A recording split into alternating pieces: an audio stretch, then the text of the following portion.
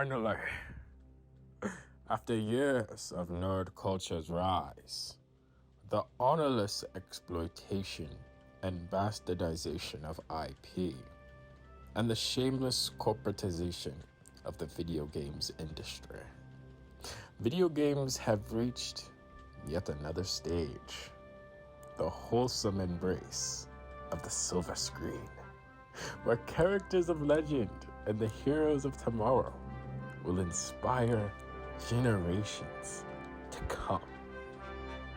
What could I possibly be referring to, you ask?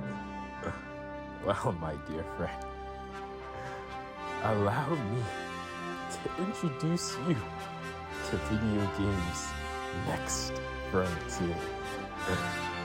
What is it? Wow.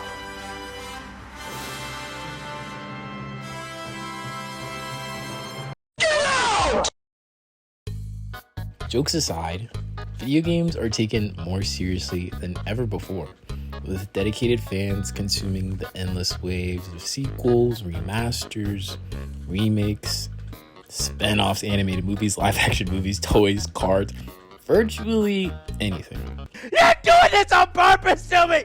You're trying to kill me, Valorant! Don't you fucking buy this shit! Don't none of you buy this shit! As more games have achieved this long-term success and significant critical acclaim, a greater push to view video games as a sort of higher art form has recently emerged. While many could be doubtful of this narrative, as it ignores some of the unfortunately bad video games that are produced each year, the reality is that the quality of games have probably never been better than they are right now. While some games and franchises can often feel less exciting, innovative, or just straight up bad, or worse, boring, other games have come to make me fairly proud of being a gamer.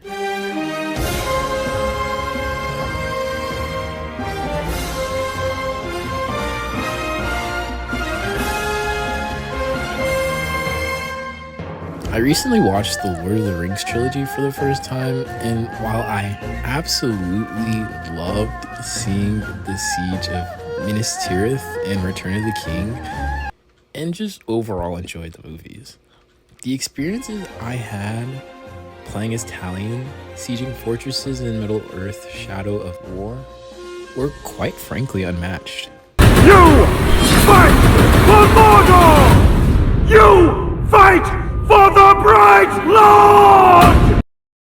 That's what I'm talking about. This shit means something to me, man. Unfortunately, for other mediums of art, interactability is often limited, and meaningful interactions are often a critical component of what makes video games so incredibly immersive and transformative. However, some sick fucks up in the corporate towers have begun to realize their special video game IPs can just as easily be rehashed into movies and shows that take away all the precious interactability of their original games. Personally, I don't mind some, but many have not been great.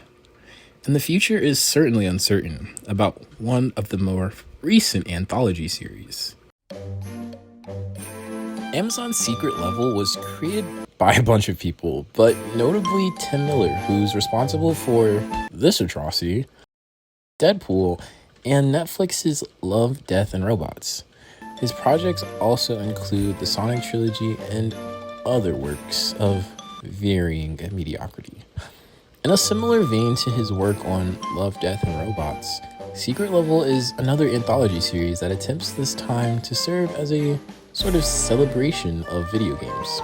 As such, each episode takes place in a different universe with different characters and scenarios from popular video games like Mega Man, Pac-Man, and Concord?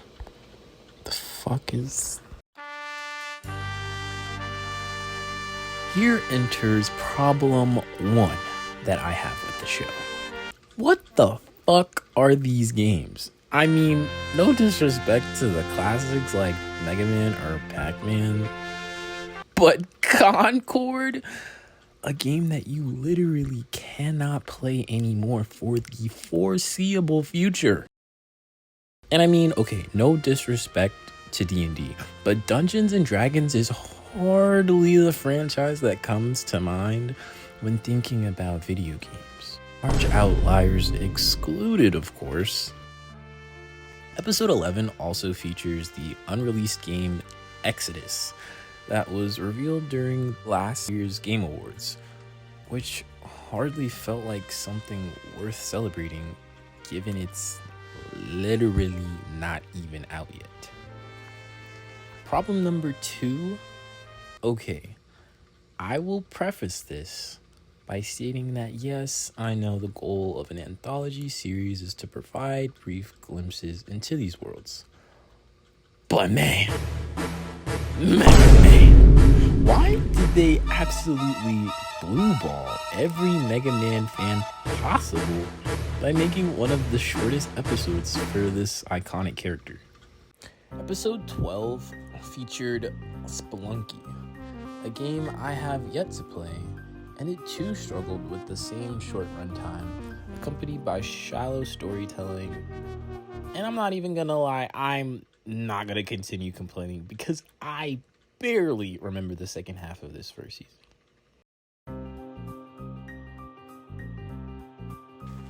Thankfully, all hope is not lost. There are actually a good handful of episodes, particularly within the first half of the season, that have some serious quality behind them. And many are from games and series I personally haven't even played. Episodes 3 and 5 feature New World and Warhammer. I haven't played a game from the Warhammer series, and I don't think I'll ever play New World.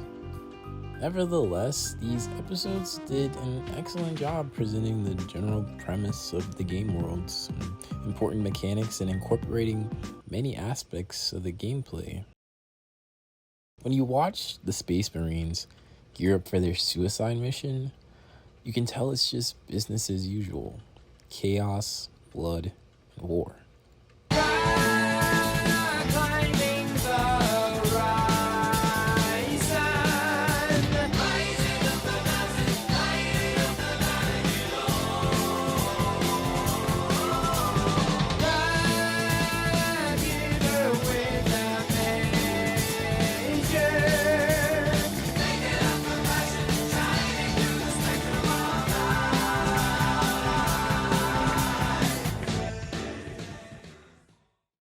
Watching King Aelstrom struggle to become king was very symbolic of the grindy nature of this kind of live service MMORPG.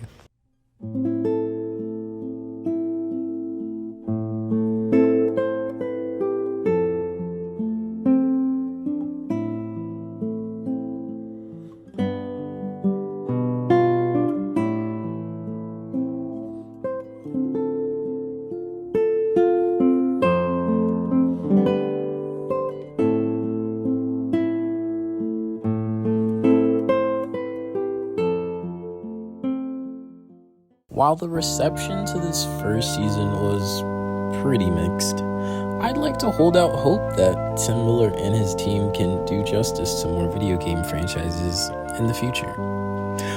But damn, I'm not gonna lie, I need to see some serious heat next season, and I am so deadass. Alright, look, top 3 games. Here's the list.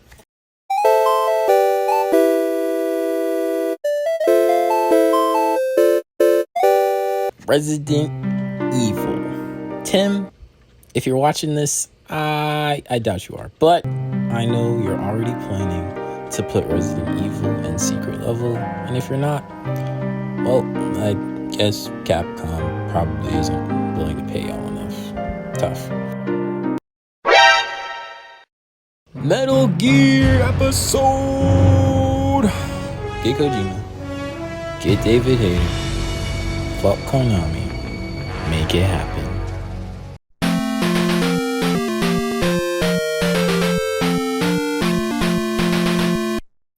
smash.